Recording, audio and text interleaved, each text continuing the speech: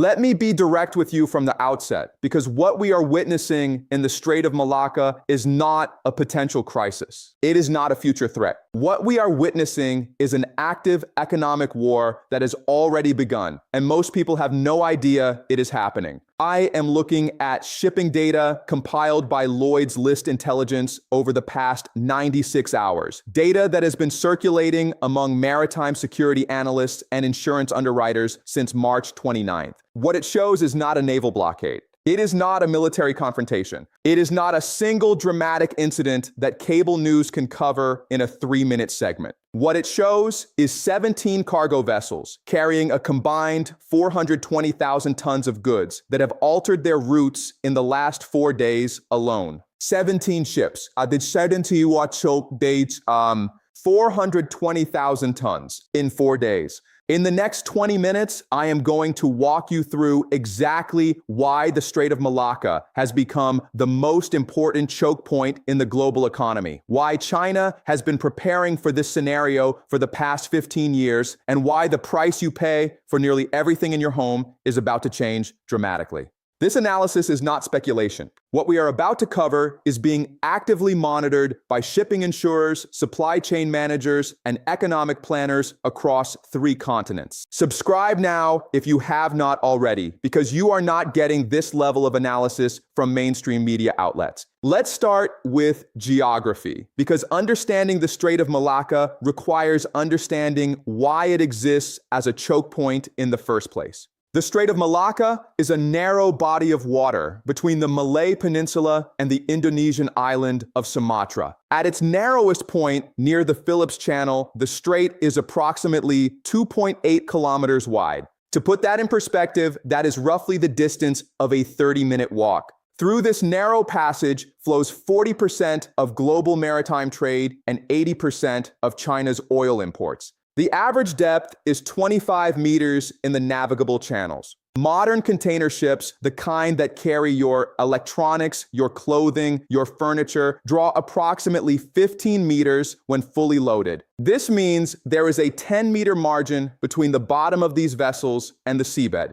Modern oil tankers, the very large crude carriers that transport petroleum from the Middle East to East Asia, can draw up to 24 meters. They pass through these channels with less than 1 meter of clearance. According to the United States Energy Information Administration, approximately 15.2 million barrels of oil transit the Strait of Malacca every single day.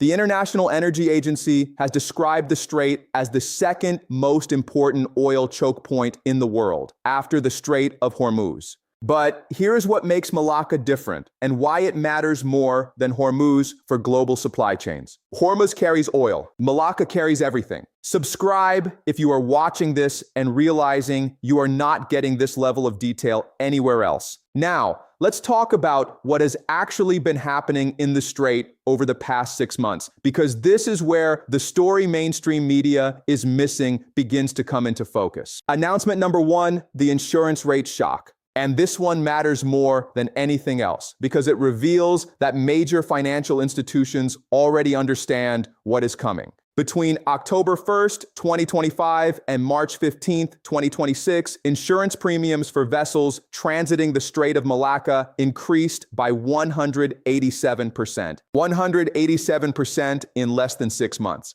According to reporting by the Financial Times and confirmed by multiple London-based insurance underwriters, the standard war risk premium for a single transit has jumped from 0.03% of hull value to 0.086%. Let me translate what that means in real terms. A modern container ship is worth approximately $150 million.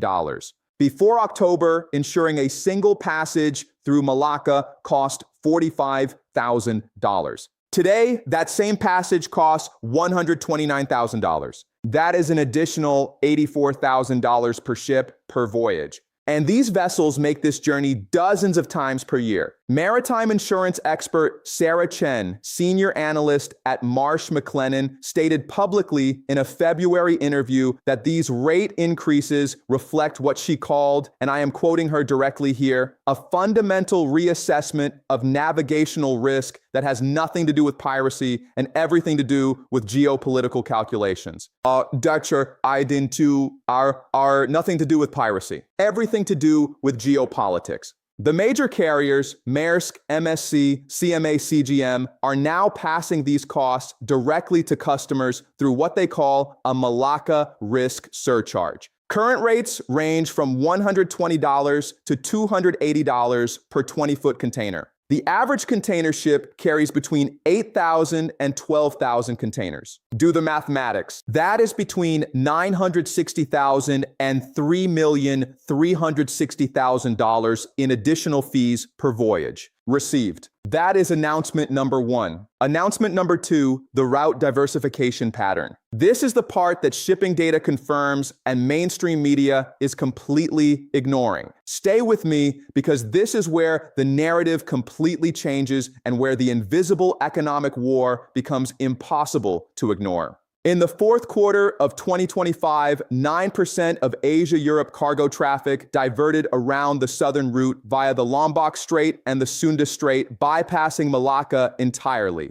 In the first quarter of 2026, that number jumped to 17%. By mid-March, it reached 23%. 23% of shipping traffic that would normally use the shortest, most efficient route is now choosing a path that adds 7 to 10 days to voyage time and increases fuel costs by approximately 32%. Why would shipping companies voluntarily choose a slower, more expensive route? Because they are pricing in a risk that has not materialized yet, but that they believe is inevitable. This is not caution. This is preparation. Bloomberg Maritime Analytics published internal route planning documents in February showing that major Chinese shipping companies have been stress testing alternative routes since late 2024. These companies have modeled scenarios where Malacca becomes partially or fully inaccessible, not due to military blockade, but due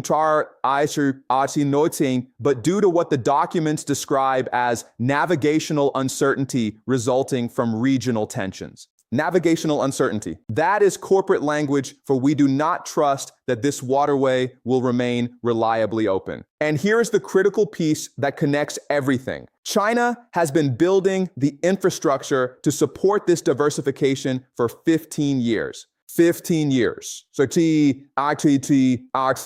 the deep water ports at Gwadar in Pakistan, Kyaukphyu in Myanmar, and Hambantota in Sri Lanka were not built for current trade volumes. They were built for the volumes that would result from a Malacca disruption scenario. Announcement number 3, and this one almost nobody in the Western media is connecting correctly. The quiet militarization that is not technically militarization. Between January and March of this year, Indonesia deployed an additional 12 patrol vessels to waters around the Strait of Malacca. These are not warships. They are Coast Guard vessels officially tasked with anti-piracy and environmental protection. But each vessel is equipped with surveillance systems capable of tracking and identifying every ship within a 30-kilometer radius. Malaysia deployed 8 similar vessels in February. Singapore upgraded its coastal radar systems in January. According to Defense Security Asia, which tracks regional military deployments, these 3 countries have collectively increased their monitoring capacity in and around the strait by 41% since December.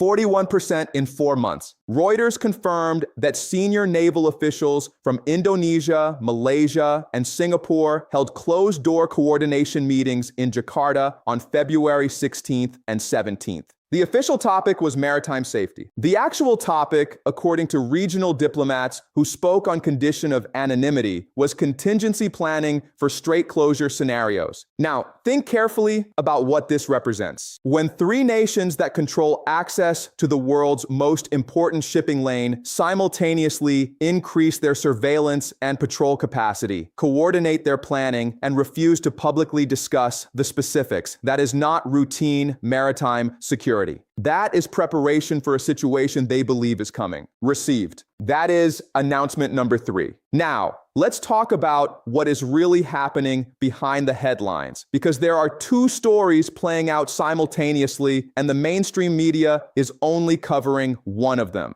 The story you are hearing is about freedom of navigation exercises. You are hearing about American naval presence in the South China Sea. You are hearing about Chinese military drills near Taiwan. That is the surface narrative. That is the story designed for public consumption and cable news sound bites. The story you are not hearing is that China has been systematically building the capacity to survive and potentially win a scenario where maritime access through Malacca becomes unreliable or blocked entirely. Not through military control of the strait itself, but through economic alternatives that make the strait less critical to Chinese interests. The Belt and Road Initiative, which Western commentators often mock as a failing infrastructure program, has invested over $60 billion in rail and pipeline infrastructure connecting Western China to Central Asia, the Middle East, and Europe. The China-Pakistan Economic Corridor alone represents a $46 billion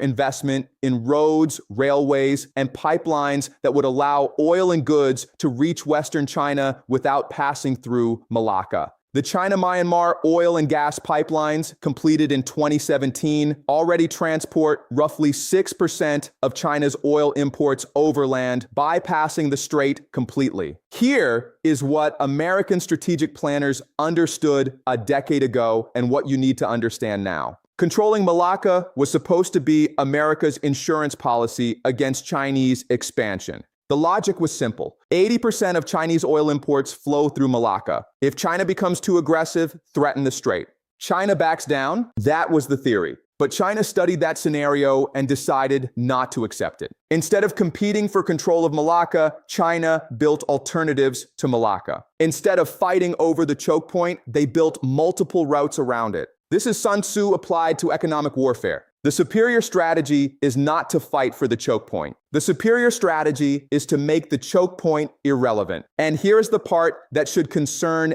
every person watching this video. If China no longer depends entirely on Malacca, but the rest of Asia and Europe still do, then any disruption to the strait hurts China's competitors far more than it hurts China itself. Think carefully about what that means. China could benefit from instability in a region it does not control. If you operate a business with supply chains running through Asia, what is happening in the Strait of Malacca is not a foreign policy story. It is a cost of goods story. If you rely on manufactured products, electronics, automotive parts, textiles, pharmaceuticals, anything produced in Asia and shipped to North America or Europe, this is your story. The freight costs are already rising. The delays are already beginning. And most people have not connected the dots yet. This pattern has repeated throughout history, and every time it repeats, the outcome is the same. 2 great powers compete for control of a strategic resource or location. Both sides invest enormous resources. Both sides prepare for confrontation.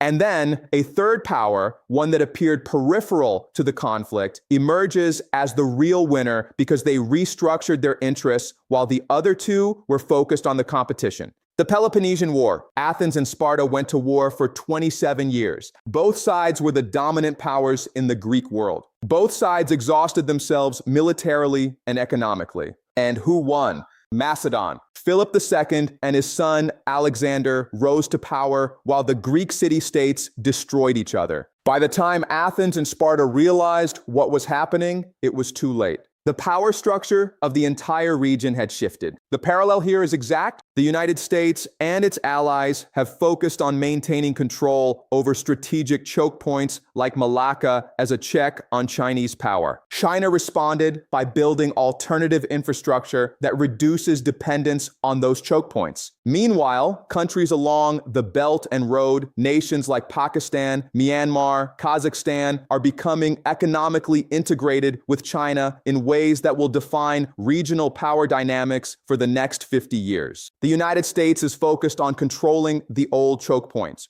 China is building a world where those choke points matter less. So, where does this leave us? Let me give you 3 clear paths, because there is no honest middle ground here. Path 1, managed transition. The Strait of Malacca remains open and functional, but insurance costs and route diversification continue gradually over the next 5 to 10 years. Shipping companies adapt, supply chains adjust,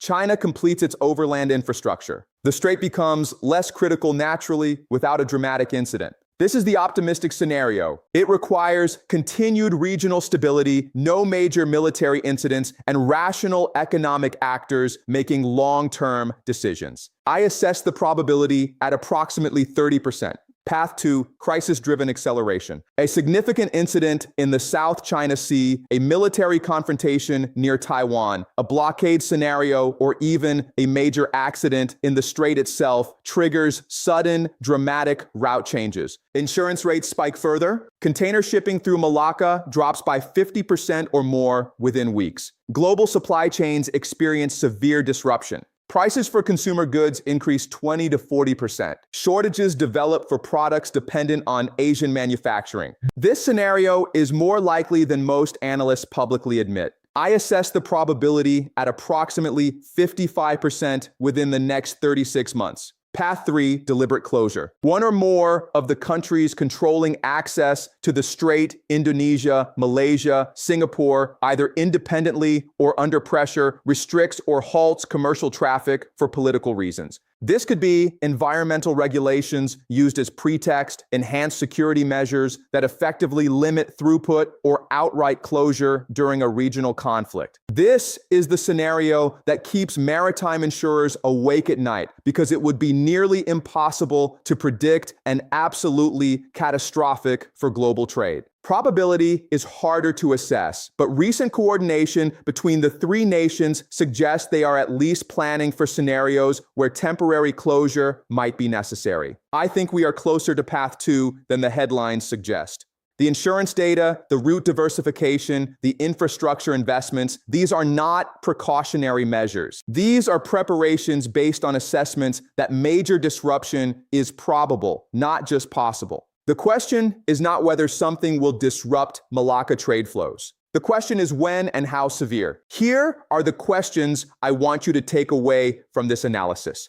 First, if you manage supply chains or operate a business dependent on Asian imports, what is your contingency plan for a scenario where shipping through Malacca becomes 30 to 50% more expensive or subject to multi-week delays? Second, if you are an investor, how exposed is your portfolio to companies that depend on stable, low-cost Asian shipping routes? Third, if you are simply a consumer trying to understand why prices keep rising, do you now see how geopolitical developments 8,000 miles away directly affect your grocery bill, your electronics purchases, your vehicle costs? Tell me in the comments what you think happens first. Tell me whether you believe Path 1, Path 2, or Path 3 is most likely. Tell me if your company or your industry is already experiencing these effects, or if you think I am overestimating the risk. We will keep tracking every development in the Strait of Malacca, every insurance rate change, every route modification, every diplomatic signal coming from Jakarta, Kuala Lumpur, and Singapore.